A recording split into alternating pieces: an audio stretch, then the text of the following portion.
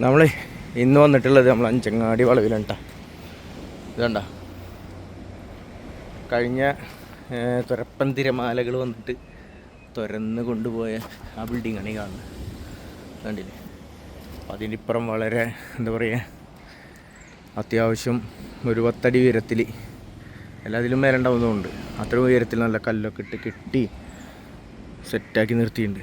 ഇവിടെ പിന്നെ പുറത്തുനിന്ന് വരുന്ന വെള്ളം പോകാനുള്ള ആ ഒരു സെറ്റപ്പ് ആയതുകൊണ്ട് ഇവിടെ ഇങ്ങനെ സെറ്റ് ചെയ്തിട്ടുള്ളത്.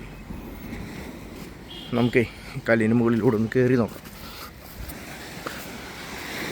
ആയിവാ, ഇവിടെയൊക്കെ മണ്ണ് വീണ് കഴിഞ്ഞ് ഇവിടെയൊക്കെ ഇറങ്ങി വീശാനുള്ള ആ ഒരു മണ്ണ് വീണിട്ടുണ്ട്. ഇവിടെയൊക്കെ ഫുള്ള് ഈ ഒരു കല്ല് വരെ, ഈ കല്ല് കെട്ടിയ സമയത്തൊക്കെ നല്ല തിരമാലകളായിരുന്നു. ഇനി ഇവിടെ നിന്ന് അങ്ങോട്ട് സീസൺ ആകുമ്പോൾ ഇതണ്ട, ഇപ്പോൾ ആ വഞ്ചിയൊക്കെ ഉണ്ടല്ലോ, അത്രയും ദൂരം നമ്മൾ ഇറങ്ങിപ്പോകാനുള്ള ആ ഒരു ഇത് കിട്ടാറുണ്ട്. എന്ന് വെച്ചാൽ അത്രയും ദൂരം ഇറങ്ങിപ്പോയിട്ട് വേണം വെള്ളം ചവിട്ടണമെങ്കിൽ. വേണ്ട, അവരവിടെ വല നീട്ടിയിട്ട് മീൻ പിടിക്കണ കാണട്ടോ.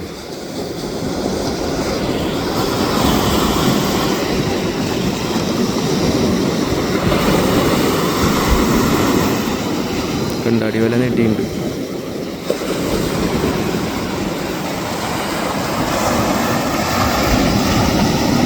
ഏടി മറിയണാണ്.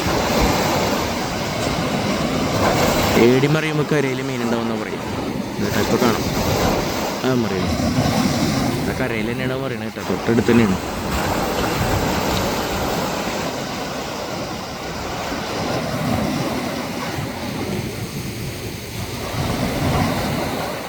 അതിൻ്റെ അപ്പുറമാണ് ആ വേറെ വഞ്ചിക്കാർ അത് അവിടെ വല വലിക്കുന്നുണ്ട്.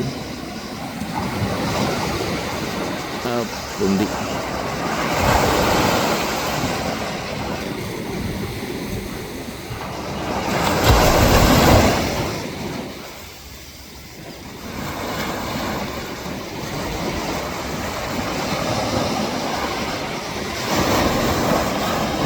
എന്തായാലും നമുക്ക് ഇവർക്ക് എന്ത് കിട്ടണമെന്ന് നോക്കട്ടെ. എന്തുണ്ടല്ലേ, ഏട്ടനെന്നുണ്ട് കൂടുതൽ കിട്ടുന്നത്.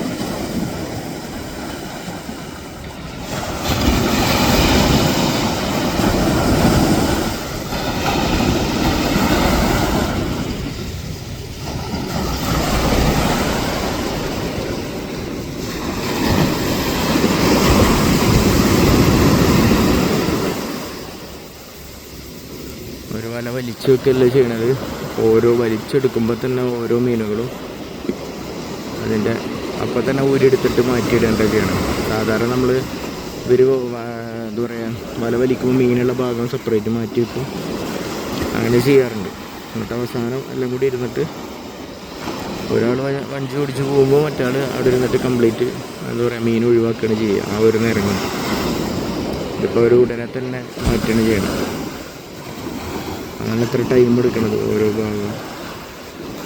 ഒന്നല്ല കേട്ടോ, 2 ഏടികളുണ്ട്. 2 ഏടി പറയുന്നുണ്ട് ഇവിടെ.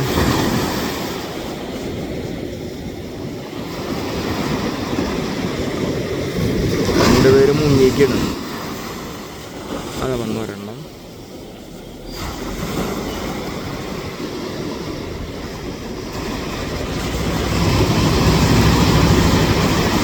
രണ്ടും ഒരുമിച്ചാണ്ട് പൊന്തി വരയില്ല, 2 ഉണ്ട്.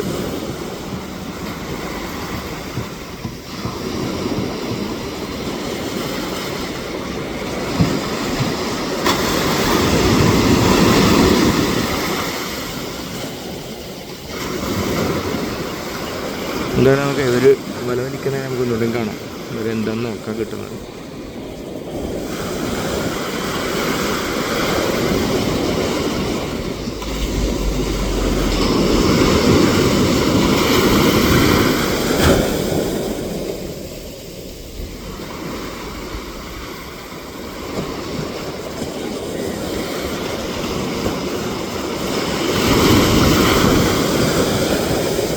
വറ്റ അതുപോലെ ഏട്ട അങ്ങനെയുള്ള മീനുകളൊക്കെയാണ് കിട്ടുന്നുണ്ടെന്ന് പറഞ്ഞിരുന്നു കേട്ടോ, പറഞ്ഞ് കേട്ടിരുന്നു.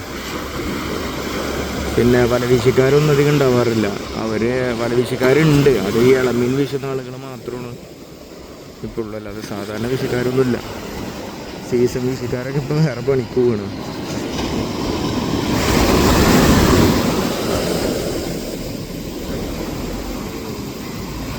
ദൂരം വലിച്ചിട്ടൊന്നും കാണുന്നില്ല.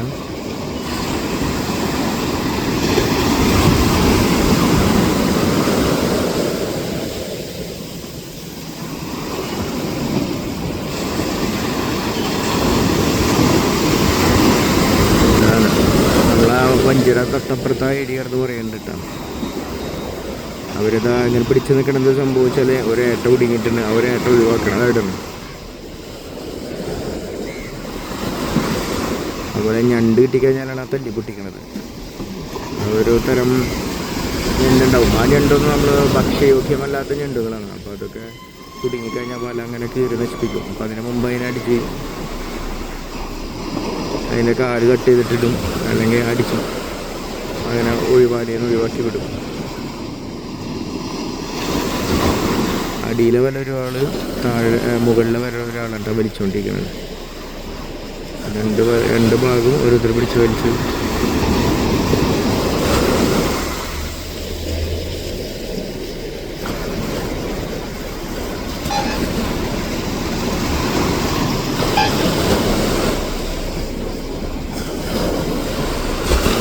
കാര്യമായിട്ടൊന്നും കിട്ടണമെന്നില്ലാന്ന് തോന്നുന്നു. പിന്നെ ഈ പറഞ്ഞ പോലെ കിട്ടുമ്പോൾ ഒരു എന്താ പറയുക, നല്ലൊരു മീൻ കിട്ടിക്കഴിഞ്ഞാൽ എന്താ അത്രയും നേരം കിട്ടാത്ത വിഷം കൊണ്ട് മാറിക്കിട്ടും. അതാണ് കടലിൻ്റെ ഒരു പ്രത്യേകത.